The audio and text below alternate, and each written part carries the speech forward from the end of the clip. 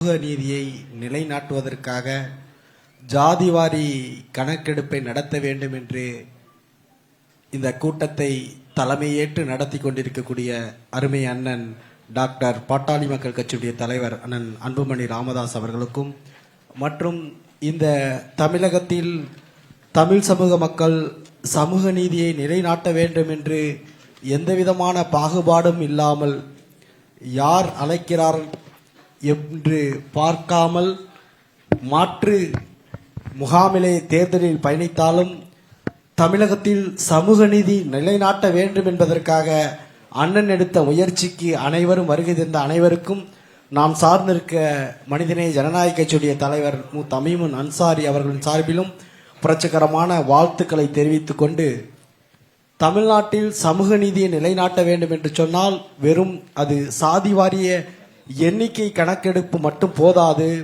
அது பொருளாதாரம், கல்வி, வேலைவாய்ப்பு, அவருடைய நிலைமைகளை முற்றிலுமாக அது ஒரு மைக்ரோ லெவலில் அந்த கணக்கெடுப்பு நடத்தினால் மட்டும்தான் அது சமூக நீதி நிலைநாட்ட முடியும் என்பதிலே எங்களுடைய கட்சியும் ஆணித்தரமாக அந்த கொள்கையில் எங்கள் கட்சியினுடைய பிரதான கோரிக்கையாகவும் முழக்கமாகவும் நாங்கள் வைத்துக் கொண்டிருக்கிறோம். தமிழகத்தில் இப்பொழுது ஆளக்கூடிய கட்சியினுடைய பிரதிநிதியும் இங்கே இருக்கிறார். எதிர்கட்சியும் இதற்கு ஆதரவு தெரிவித்திருக்கிறது. மத்தியில் ஆளக்கூடிய பாரதிய ஜனதா கட்சியும் இந்த கோரிக்கையை ஏற்று இங்கே வருகை தந்திருக்கிறது. எதிர்கட்சியாக இருக்கக்கூடிய காங்கிரசும் இந்தியா கூட்டணியில் அங்கம் வகிக்கக்கூடிய பிரதான கட்சிகளும் இதற்கு ஆதரவு தெரிவித்திருக்கிறார். ஒட்டுமொத்த தமிழ் சமூகத்தில் பெரும்பான்மையாக இருக்கக்கூடிய சாதிய அமைப்புகளும் இந்த கோரிக்கைக்கு ஆதரவாக அண்ணன் தலைமையில் இன்று அணி திரண்டிருக்கிறார். ஆனால் இந்த கோரிக்கை முழு சட்டமன்றத்தில் எதிர்ப்பதற்கு ஒரு நபர் கூட இல்லாத ஒரு அரசியல் கட்சி. ஆனால் அங்கே ஏன் தடைப்படும் என்று நீங்கள் சற்று கவனிக்க வேண்டும்.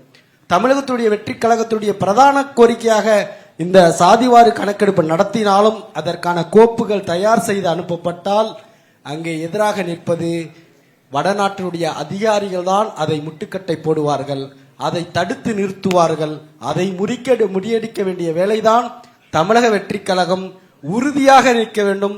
உங்களோடு தளபதி விஜய் அவர்கள் புதியதாக முதலமைச்சர் ஏற்றிருந்தாலும் மிகுந்த எதிர்பார்ப்போடு தமிழக மக்கள் உங்களுக்கு வாக்களித்து இருக்கிறார்கள். அதை நீங்கள் நிலைநாட்ட வேண்டும். இந்த முயற்சிக்கு மனிதநேய ஜனநாயக கட்சியின் சார்பாக நீங்கள் எடுக்கக்கூடிய அனைத்து விதமான போராட்டங்களுக்கும் அனைத்து விதமான கோரிக்கைகளுக்கும் நாங்கள் என்றும் உங்களோடு இணைந்து இருப்போம். வருகின்ற சட்டமன்ற கூட்டத்தொடரில் கவர்னர் உரையிலே இதற்கான அறிவிப்பு வெளியிட வேண்டும்.